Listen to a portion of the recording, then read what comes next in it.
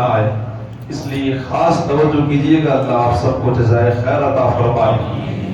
میرے اور آپ کے آقا حضور احمد مجتبی محمد مصطفیٰ صلی اللہ تعالی علیہ وسلم کے بارے میں رب ارشاد فرماتے ہیں محمد الرسول اللہ، محمد اللہ کے، اونچی آواز، محمد اللہ کے رسول ہے۔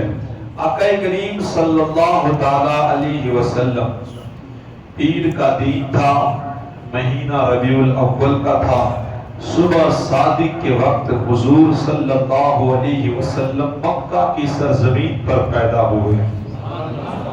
سرزمین مکہ، پیر کا دن تھا اور مہینہ، اور کون سی ہجری تھی؟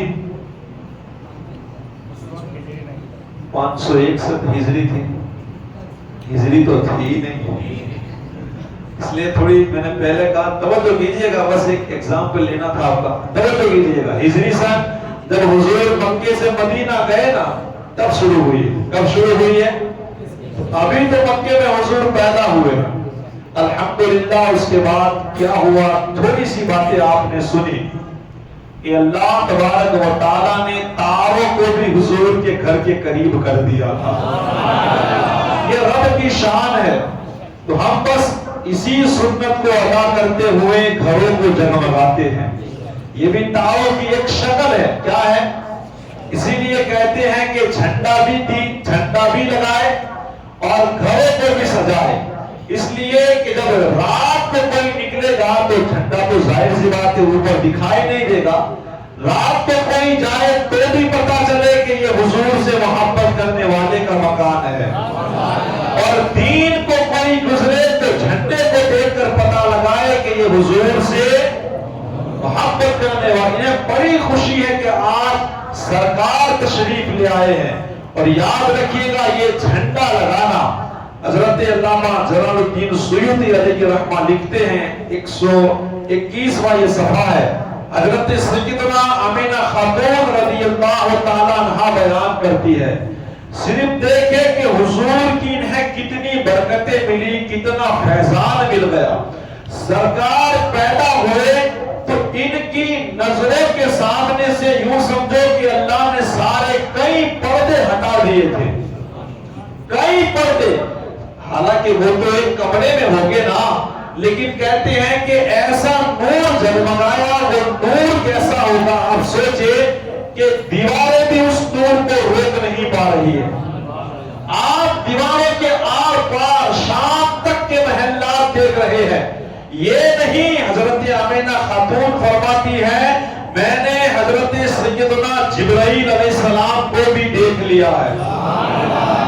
کیا لکھتے ہیں کہ اللہ تعالیٰ نے میری نگاہوں سے تمام پردے ہٹا دیے، یہ حضرت سیدنا آمینہ خاتون بیان کرتی ہے، اور اس وقت مجھے مشرق اور مغرب کی ساری زمین نظر آنے لگی تھی، مشرق اور مغرب کی ساری زمینیں آمینہ خاتون دیکھ رہی ہے۔ میں نے دیکھا کہ 3 جھنڈے، جو ایک مشرق میں، دوسرا مغرب میں، اور تیسرا خانہ کعبہ کی چھت پر حضرت جبرائیل علیہ السلام لگا رہے تھے۔ جھنڈے لگانا اس سے چڑنا نہیں چاہیے، اس جھنڈے ایسا نہیں ہے کہ بھئی ہند میں رہتے ہو تو ہند کے جھنڈے سے اتنا پیار ہے تو یار جس مدینے والے کے صدقے میں ہمیں ایمان ملا، اور اس جھنڈے سے اتنا چڑ کیوں؟ آقا کریم صلی اللہ تعالی علیہ وسلم ارشاد فرماتے ہیں کل قیامت کے دن خود اللہ تبارک و تعالی حضور کو ایک جھنڈا عطا فرمائے گا، جس کا نام ہے لواء الحمد۔ کیا نام ہے؟ اس جھنڈے کا نام ہوگا لواء الحمد، اور اس جھنڈے کے نیچے آقا خود ارشاد فرماتے ہیں حضرت آدم علیہ السلام سے لے کر چاہے حضرت نوح ہو، حضرت عیسیٰ ہو، حضرت موسیٰ ہو، حضرت کلیم ہو، حضرت زبیب ہو، سارے نبی اللہ اس دن میرے جھنڈے کے نیچے کھڑا کر دے گا۔ آدم علیہ السلام سے لے کر قیامت تک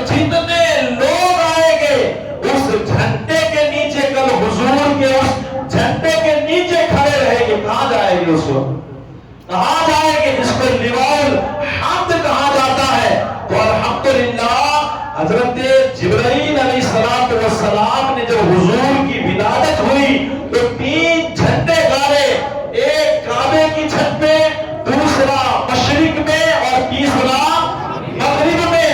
وہ دنیا والوں کو یہ پیغام دے رہے تھے یہاں سے کوئی اٹھنے والا ایسا اٹھے گا کہ اس کی حکومت مشرق تک چلی جائے گی اور ادھر مغرب تک چلی جانے والی ہے۔ اللہ اکبر۔ یہ آقا کریم صلی اللہ تعالی علیہ وسلم کے حوالے سے بتایا گیا، ان کی حکومت پوری دنیا میں پھیل جائے گی۔ تو حضرت سیدنا جبرائیل علیہ السلام نے 3 جھنڈے گاڑے تھے۔ اتنا ہی نہیں تھے کہ جب حضور کی ولادت ہوئی، لکھتے ہیں قریش کے چند لوگ جن میں ورقا بن نوفل، دوسرے زید بن عمرو بن نفیل، تیسرے عبداللہ بن جہش اور چوتھے عثمان بن حویس، ایسے بڑے بڑے لوگ یہ کہہ رہے ہیں کہ ہمارے پاس ایک بڑا بت تھا، ہم اس کے پاس کھڑے تھے۔ ہم کہاں تھے؟ ایک بت کے پاس، وہاں گویا بیٹھ کر کے آپ باتیں کر رہے تھے۔ جب سرکار مدینہ صلی اللہ تعالی علیہ وسلم کی ولادت ہوئی، یہ کہہ رہے ہیں اچانک ہمارا بت منہ کے بل اونٹا گر پڑا۔ مکے میں تو کئی بت گر پڑے، لیکن یہ گواہی دیتے ہیں ہم جہاں بیٹھے تھے وہاں جو ہمارا خدا تھا، ہمارا بت تھا، وہ اونٹے کو گرا۔ ہم نے سوچا کچھ ہوا ہوگا، یہ کہتے ہیں کہ ہم نے اسے کھڑا کیا، سیدھا کھڑا کیا۔ کہتے ہیں بس تھوڑی دیر ہوئی یہ پھر منہ کے بل گرا، ہم نے پھر کھڑا کیا۔ کہتے ہیں کہ پھر دھام سکینے اور پھر گرا۔ اب یہ لوگ کہنے لگے یہ کوئی معمولی بات، یہ کوئی معمولی بات یا کوئی یہ بہت بڑی بات ہے، کوئی نہ کوئی تو ایسا واقعہ پیش آیا ہے جس کی وجہ سے آج یہ خود کھڑا رہنے کے لیے تیار نہیں ہے۔ جب پتہ لگایا تو پتہ چلا آمینہ کے گھر ایک ایسا بیٹا پیدا ہوا ہے، اسی کی وجہ سے آج یہ خود اونٹے منہ گر رہا ہے۔ اللہ اکبر۔ ذرا دیکھیں پیدا ہوتے ہی اللہ کے پیارے رسول صلی اللہ تعالی علیہ وسلم کے معجزات دیکھیں۔ حضرت شیخ عبدالحق محدث دہلوی علیہ رحمہ ایک بات لکھتے ہیں، کہتے ہیں کہ جب اللہ کے پیارے رسول صلی اللہ تعالی علیہ وسلم دنیا میں جلوہ فروز ہوئے، اس وقت حضرت سیدنا عبد المطلب رضی اللہ تعالی عنہ یہ کعبے کا طواف کر رہے تھے۔ کیا کر رہے تھے؟ کعبے کا طواف کر رہے تھے۔ لکھتے ہیں کہ درود پاک پڑھیں، اللہم صلی علی سیدنا مولانا محمد مبارک وسلم، صلاۃ و سلام علیک یا رسول اللہ صلی اللہ تعالی علیہ وسلم۔ لکھتے ہیں کہ جب حضرت سیدنا عبد المطلب رضی اللہ تعالیٰ فرماتے ہیں کہ جب اچانک میں کعبے کا طواف کر رہا تھا اور میں نے دیکھا کہ کعبہ مقام ابراہیم کی طرف جھکتا چلا جا رہا ہے۔ کیا کر رہا ہے؟ صرف شان دیکھیں کہ اللہ کے رسول کو اللہ نے کتنی بڑی شان عطا فرمائی ہے۔ ابھی تو صرف وہ دنیا میں تشریف لا رہے ہیں۔ کیا ہو رہا ہے؟ ابھی تو بچپنا ہے، چند دن کے بھی نہیں ہوئے جب حضور کی ولادت ہوئی۔ یہ اس وقت کے معجزات کہہ رہے ہیں کہ میں نے دیکھا کہ کعبہ جھکتا چلا جا رہا ہے۔ میں پریشان تھا کہ یا اللہ یہ کیا ہو رہا ہے۔ جب تھوڑی دیر کے بعد مجھے پتا چلا کہ میرے ہی گھر الحمدللہ آمینہ کو ایک بیٹا پیدا ہوا ہے۔ آپ مان گئے کہ یہ کعبہ انہی کی تعظیم کے لیے جھک رہا تھا۔ یہ کعبے کو بھی معلوم تھا کہ مجھ میں جتنے بت رکھے گئے ہیں ان بتوں سے مجھے پاک کرنے والا آ گیا ہے، پاک کرنے والا آ گیا۔ اور لکھنے والے نے ایک بڑی پیاری بات لکھی ہے، اللہ اکبر۔ دیکھیے میں نے کہا نا کہ اللہ کے پیارے رسول، اللہ بھی کسی کا احسان نہیں رکھتا، اور میرے رسول بھی کسی کا احسان نہیں رکھتے. اللہ نے وہ مقام عطا فرمایا.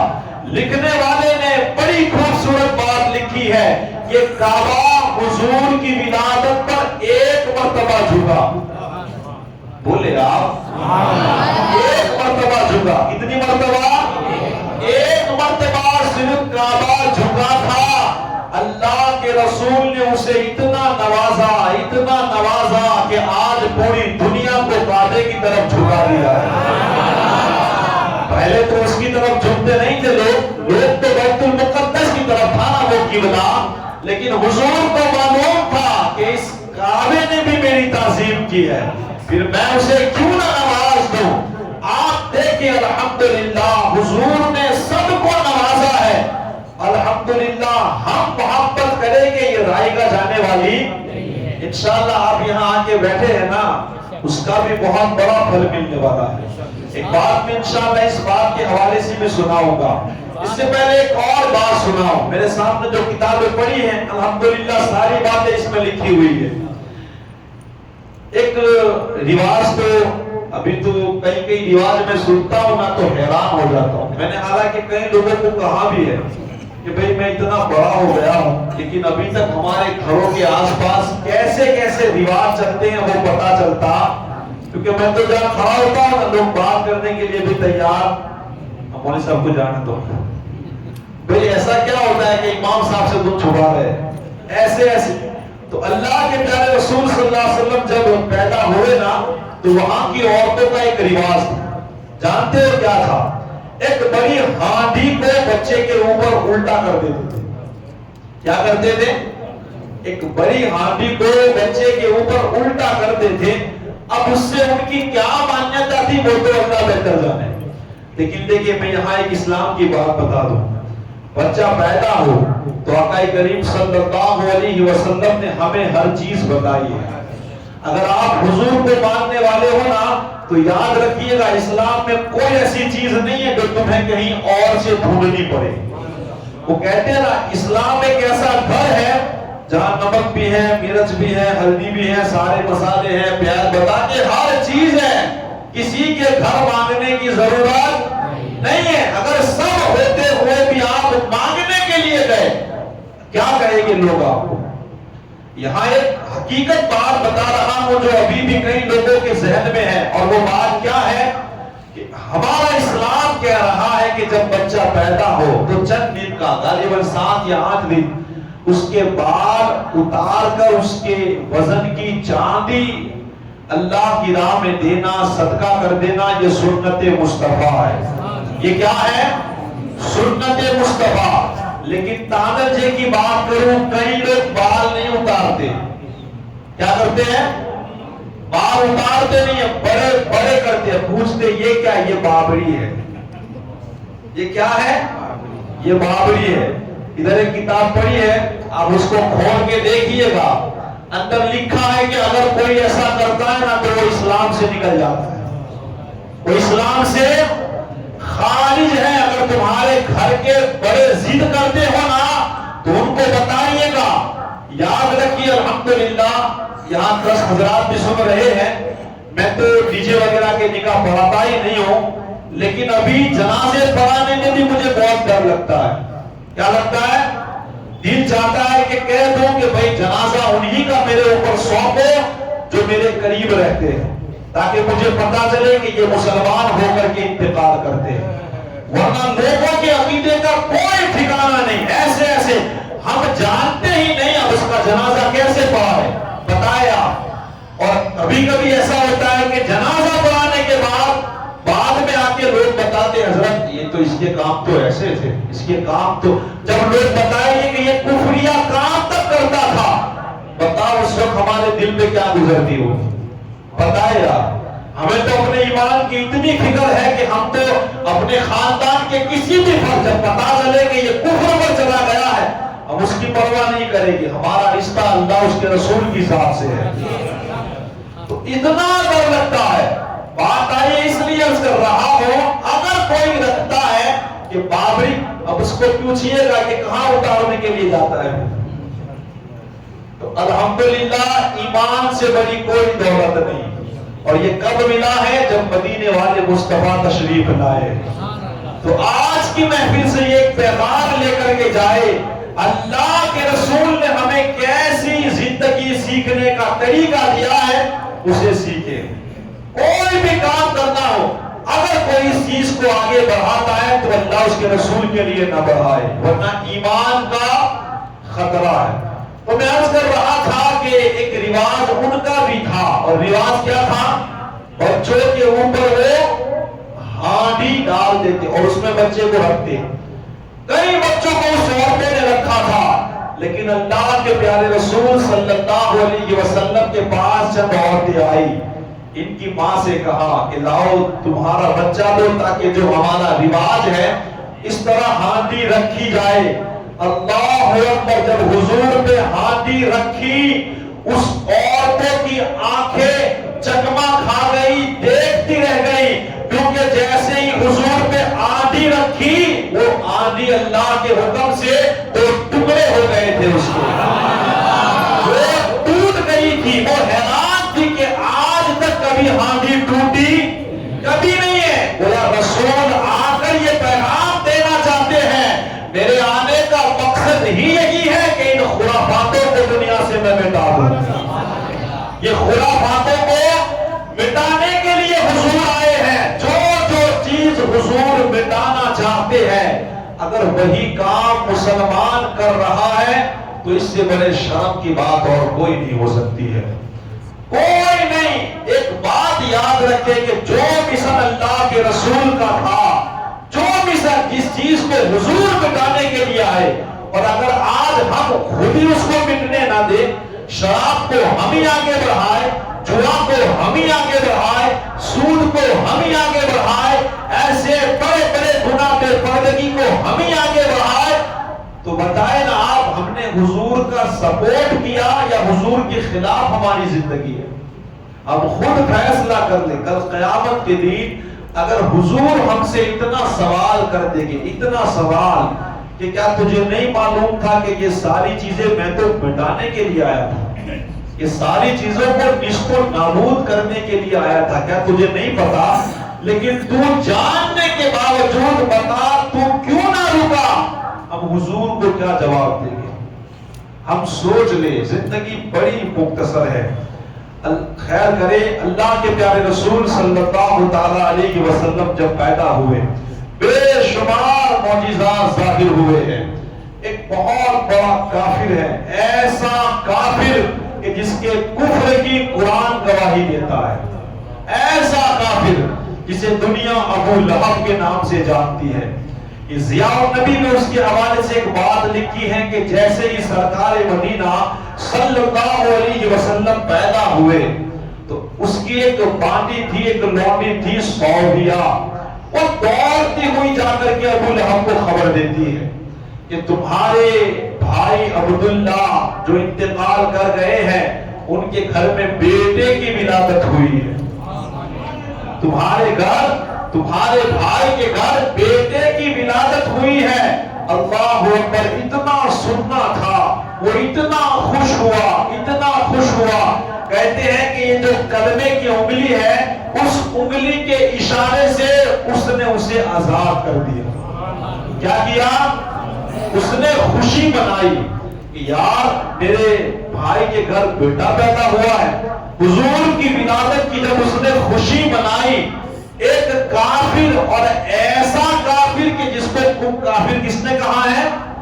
خود اللہ نے۔ پوری سورت جس کے لیے اللہ نے نازل فرما دی کہ تبت یدا ابی لہب۔ آپ سوچیں وہ کتنا گھٹیا ہوگا، اللہ اس سے کتنا ناراض ہوگا کہ پوری سورت اللہ نے نازل فرمائی، لیکن حضور کی ولادت پر جب اس نے یہ کام کیا، یہ عطا اللہ کو اتنی پسند آئی، اتنی پسند آئی۔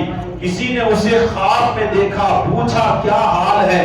کہا حال تو مت پوچھ، حال تو بڑا برا ہے، بڑا برا حال ہے، بڑے خراب، اب تو سمجھے کہ رات دن چل رہے ہیں، مگر بس ایک خوشی کی بات یہ ہے کہ جب میرا بھتیجا محمد پیدا ہوا تھا اور میں نے اس کی خوشی میں اپنی لونڈی سوریا کو جب آزاد کیا تھا، یہ عطا اللہ کو اتنی پسند آئی کہ پیر کے دن میری انگلی سے پانی نکلا کرتا ہے۔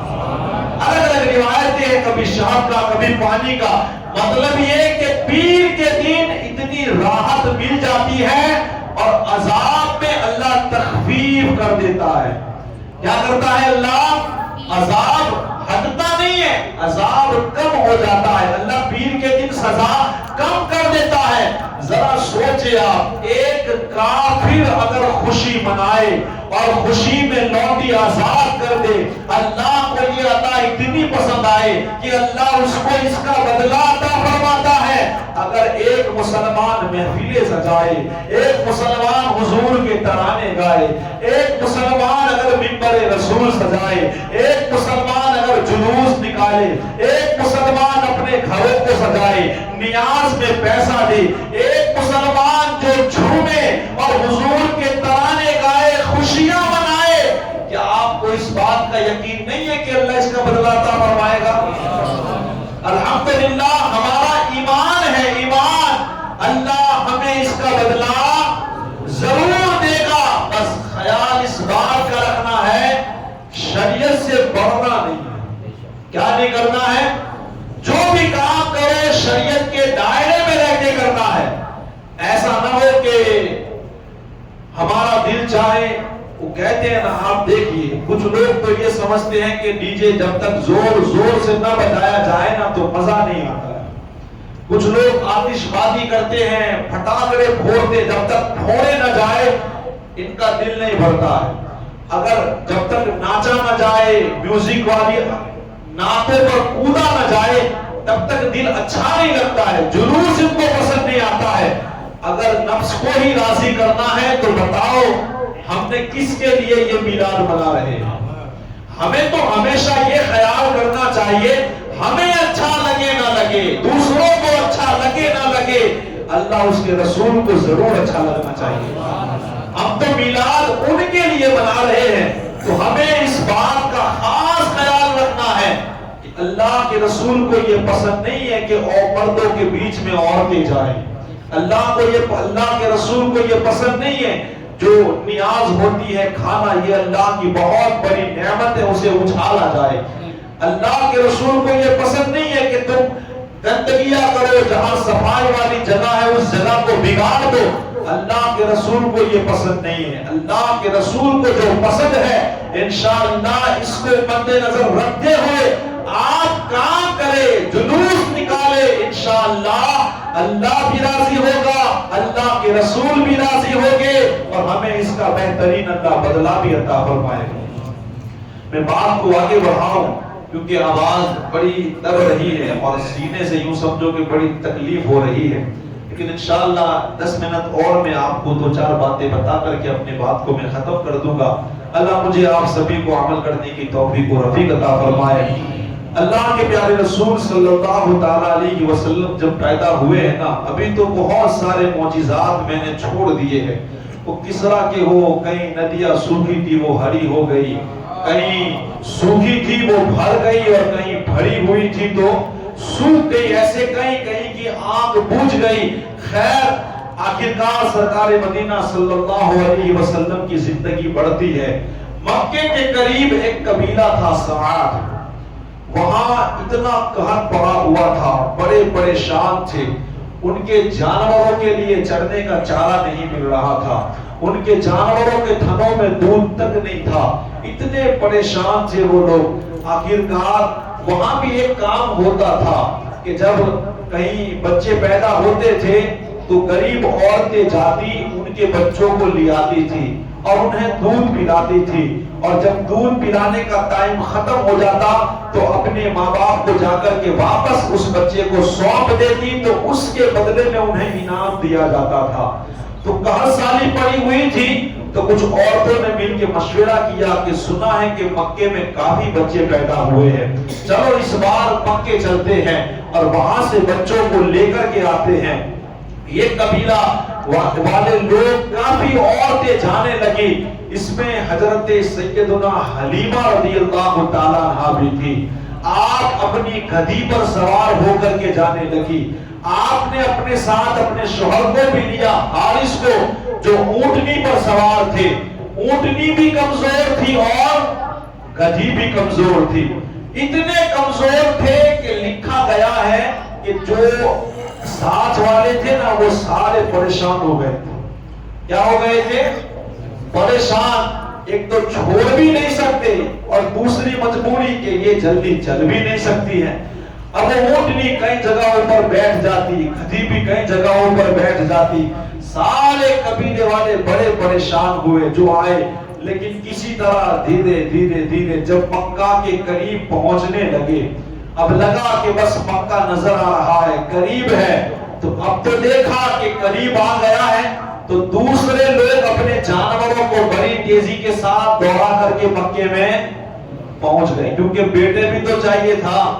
یہ تو ایسا ہی ہے جب پتا چلے کہ باہر وہ حلیم کے 50 ہی کٹورے ہیں تو بھی سلام بعد میں پڑھ دے گے، چلو نہیں رہنا. چلو ایک مقصد ہوتا ہے، کم ہوتا ہے تو، لیکن الحمدللہ اللہ ہمیں ایثار کرنے کی توفیق عطا فرمائے. اپنا بھائی کھائے تو ہمیں خوشی ملے، اللہ وہ جذبہ عطا فرمائے.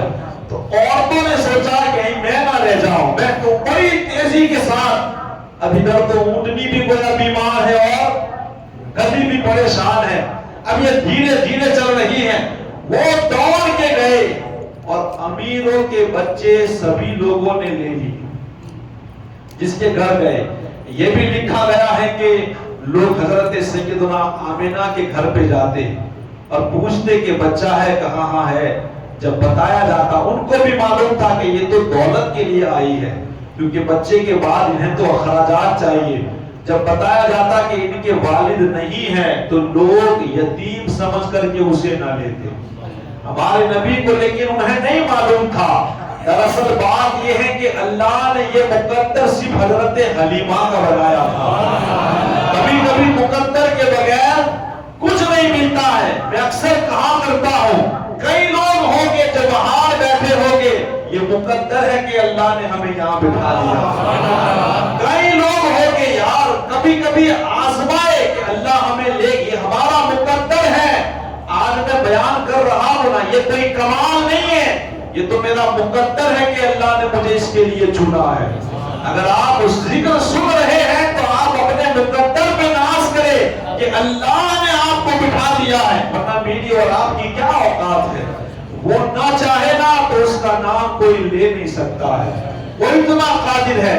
خیر سب لوگوں نے بچے لے لیے. حضرت حلیمہ سعدیہ رضی اللہ تعالیٰ عنہ جب پہنچی نا، وہ بھی کافی گھروں میں گئے. جب پتا چلا کہ بچے ہیں، یہ بھی گویا اللہ ہی کی مرضی تھی. بچے ختم ہو گئے تھے، کوئی بچہ نہیں. اب صرف ایک ہی بیٹا بچا تھا، وہ تھا حضرت عبداللہ کے دلارے، وہ تھے آمنہ خاتون کے بیٹے. حضرت حلیمہ سعدیہ نے اپنے شوہر سے کہا کہ دیکھو کیسے بھی حالات ہو، چلو بچے کے والد نہیں ہیں، لیکن مجھے خالی ہاتھ گھر واپس جانے کو اچھا نہیں لگتا ہے. میرا دل نہیں چاہتا ہے کہ میں واپس جاؤں، بس آپ سے مشورہ کرنے کے لیے آئی ہوں. بس ہم اسی بچے کو لے لیتے ہیں، ابھی تک انہوں نے دیکھا نہیں ہے. خیر حضرت حلیمہ سعدیہ رضی اللہ تعالیٰ عنہا جب حضرت آمنہ خاتون کی اجازت لیتی ہے اور لینے کے بعد جب بات ہوتی ہے، بتایا جاتا ہے کہ ان کے والد نہیں ہیں. حضرت حلیمہ سعدیہ نے کہا کہ کوئی بات نہیں، آپ فکر نہ کریں، ہمیں اس کی کوئی پرواہ نہیں ہے، بس آپ ہمیں اپنا لاڈلا دکھائے، اپنا بیٹا دکھائے. کہتے ہیں کہ سرکار مدینہ صلی اللہ علیہ وسلم اس وقت سو رہے تھے. حضور کے سونے پہ لاکھوں درود اور لاکھوں سلام. حضور سو رہے تھے. حضرت حلیمہ سعدیہ نے کہا مجھے دکھاؤ تو صحیح. جب حضور کو دکھایا گیا، حلیمہ سعدیہ کہتی ہے کہ حضور سو رہے تھے اور مسکرا بھی رہے تھے. سو رہے تھے اور وہ کسی نے ایک شعر کہا ہے نا، بچہ اگر سوتا ہو اور مسکراتا ہو نا تو کبھی دیکھیے گا دشمن کا بیٹا ہوگا نا تو بھی پیار آ جائے گا. اتنا خوبصورت لگتا ہے تو یہ تو امام الانبیاء ہے. تو کسی نے کہا ہے نا کہ چاند نے دیکھ کر مصطفیٰ سے کہا آپ کا مسکرانا سلامت رہے. میرے آقا مسکرا رہے تھے، سو رہے تھے. حضرت حلیمہ سعدیہ نے جب حضور کو دیکھا نا دیکھتے رہ گئی، دیکھتے رہ گئی. ارے یہ تو وہ چہرہ ہے جس چہرے کی قسم میرا خدا قرآن میں یاد کرتا ہے. یہ تو وہ چہرہ ہے جس چہرے کے نور سے اللہ نے دنیا میں نور عطا فرمایا ہے. حضرت حلیمہ سعدیہ کہتی کہ میں نے حضور کو دیکھا، دل چاہ رہا تھا کہ لپک کے حضور کو اٹھا لوں، لیکن کتابوں میں لکھا ہے آپ کہہ رہی کہ مجھے حضور سے خوف آ رہا تھا. حضور کا وہ جلال تھا کہ میں اٹھا نہ سکی، ڈر لگ رہا تھا. حضور سو رہے ہیں، خوف آ رہا تھا، اٹھانے کی ہمت نہیں ہو رہی تھی، نہ حضور کو لینے کی ہمت ہو رہی تھی. آخرکار دل چاہ رہا تھا بس میں انہیں گلے سے لگا لوں. کہتے ہیں کہ میں نے ان کے سینے پہ ہاتھ رکھا. سینے پہ ہاتھ جیسے ہی رکھا میرے آقا نے اپنی آنکھوں کو کھول دیا. آنکھوں کو کھولا، جیسے ہی حضور نے آنکھیں کھولی اللہ اکبر. حلیمہ سعدیہ کہتی ہے آنکھوں سے ایک نور نکلا گویا عرش الہی کو چھو گیا ہو، آسمان کی طرف چلا گیا. حضور مسکرا رہے تھے، یہ بات کہہ رہے تھے کہ تمہیں اجازت ہے تم اٹھا سکتی ہو. حضرت حلیمہ سعدیہ نے سینے سے لگایا. اللہ اکبر. اس سینے پر لاکھوں درود اور لاکھوں سلام اس مقدر پہ قربان جن کو حضور کو گلے سے لگانے کا موقع ملا. حضرت حلیمہ سعدیہ کے سینے میں دودھ نہیں تھا. آپ کی اونٹنی کمزور ہے، گدھی کمزور ہے. بس 1-2-3 منٹ لے کے میں اپنی بات کو ختم کر دوں گا. حضرت حلیمہ سعدیہ کہتی ہے جیسے ہی بس دل نے چاہا کہ لاؤ میں حضور کو اپنا دودھ پلاؤں. اللہ کے پیارے رسول صلی اللہ علیہ وسلم کے لب اقدس جیسے ہی حلیمہ خاتون کے سینے سے لگے اللہ نے گویا ایسا لگ رہا تھا کہ حلیمہ کے سینے میں اللہ نے جنت کی نہر کو جاری فرما دیا ہے. سینے میں اتنا دودھ اتر آیا تھا، اتنا دودھ اتر آیا تھا. ماں کی عادت دیکھیے گا، جب ماں دودھ پلاتی ہے نا پھر گویا تھک جاتی ہے تو پھر پلٹ دیتی ہے بچے کو، ادھر سے پلاتی، ادھر سے پلانے کے بعد پھر تھوڑی دیر ادھر. تو حلیمہ خاتون نے جب حضور کو ادھر کا گھمایا حضور نے دودھ نہ پیا. حضرت حلیمہ سعدیہ نے پھر ادھر گھمایا تو حضور دودھ پینے لگے. اب ظاہر سی بات ہے کہ حلیمہ سعدیہ کے ذہن میں ایک دم تو بات نہیں آئے گی نا، ایک دم تو بات آ نہیں جائے گی. تو 3 مرتبہ سے جب ہوا کہ حضور ایک ہی طرف سے دودھ پیتے دوسری طرف سے دودھ نہیں پیتے ہیں، تب آپ کے دلوں میں ایک خیال آیا کہ یار ان کا مقام کتنا بڑا ہے، یہ کتنے انصاف والے ہیں. اس وقت حلیمہ سعدیہ ایک اور بچے کو دودھ پلا رہی تھی. ایک اور حضور کا انصاف دیکھے، ایک ہی طرف سے دودھ پی رہے ہیں دوسری طرف اپنے بھائی کے لیے چھوڑ دیا ہے. بچپنے سے آ کر کے لوگوں کو انصاف کا پیغام دیتے ہیں، انصاف کا پیغام. اسی لیے تو ہم اکثر کہا کرتے ہیں، یہ میرا ایک آخری میسج ہے، اپنے بچوں کو جو بنانا ہے بناؤ لیکن مصطفیٰ کی تعلیم ضرور سکھاؤ. چاہے وہ جج بن جائے، چاہے وہ وکیل بن جائے، چاہے وہ پولیس بن جائے، چاہے وہ ڈاکٹر بن جائے. الحمدللہ اگر حضور کا دامن اس کے ہاتھ میں ہوگا نا، جج کی کرسی پر بیٹھا ہوگا، سامنے کون کھڑا ہے وہ یہ نہیں دیکھے گا کہ مسلمان ہے یا ہندو ہے یا سکھ ہے یا عیسائی ہے، وہ صرف یہ دیکھے گا کہ حق پر کون ہے اور فیصلہ سنا دے گا. ہمارا اسلام یہ تعلیم دیتا ہے. میں تو ڈنکے کی چوٹ پہ لوگوں سے کہتا ہوں، اگر تمہارا دھرم انصاف کی بات کرتا ہے تو انصاف کر کے دیکھا کرو، انصاف سے فیصلے کیا کرو. ہم اپنے لوگ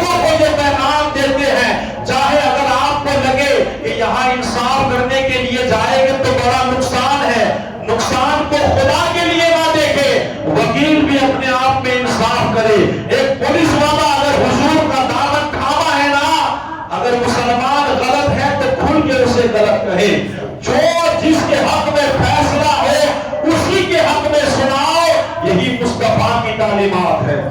آپ حضور کی زندگی پڑھ کر کے دیکھیں، مسلمان آئے منافق آئے، اگر منافق حق پہ ہو اللہ کے رسول فیصلہ اس کے حق میں سناتے ہیں۔ ہمیں یہ نہیں دیکھنا ہے کہ یہ میرا ہے، یہ میرا رشتہ دار ہے، یہ اپنا ہے، نانا، ہم صرف اللہ اور اس کے رسول سے محبت کرنے والے لوگ ہیں۔ پیدا ہوتے ہی رسول نے انصاف کا پیغام دیا ہے۔ کس کا پیغام دیا ہے؟ انصاف کا۔ ابھی تو صرف شروعات ہے، آگے آگے انشاءاللہ دیکھیے گا حضور کے پیغامات کیسے تھے، حضور کیا تعلیم۔ اصل سیرت کا مطلب یہی ہے کہ ہم کچھ سیکھ لیں کہ ہمارے رسول نے ہمیں کیسی زندگی دی ہے۔ اس دور میں اگر آپ کو لگتا ہو نا کہ ڈاکٹر بننا بڑا ضروری ہے، ایجوکیشن بہت ضروری ہے، یہ ضروری ہے، وہ ضروری ہے، ٹھیک ہے، الحمدللہ اسلام اس کا مخالف نہیں ہے۔ آپ اپنے بچوں کو کچھ بھی بناؤ، مگر ایک بات کہوں گا، سب کچھ بنانے سے پہلے عاشق رسول ضرور بناؤ، تاکہ وہ اپنے ضمیر کو نہ بیچ دے۔ عاشق رسول ضرور بناؤ، حضور کی تعلیمات اسے ضرور سکھاؤ۔ دعا ہے اللہ تعالیٰ مجھے آپ سبھی کو بتائی ہوئی باتوں پر اللہ عمل کرنے کی توفیق عطا فرمائے۔ اس کے بعد کیا ہوا انشاءاللہ میں اللہ نے چاہا تو آگے بات کرنے کی پوری کوشش کروں۔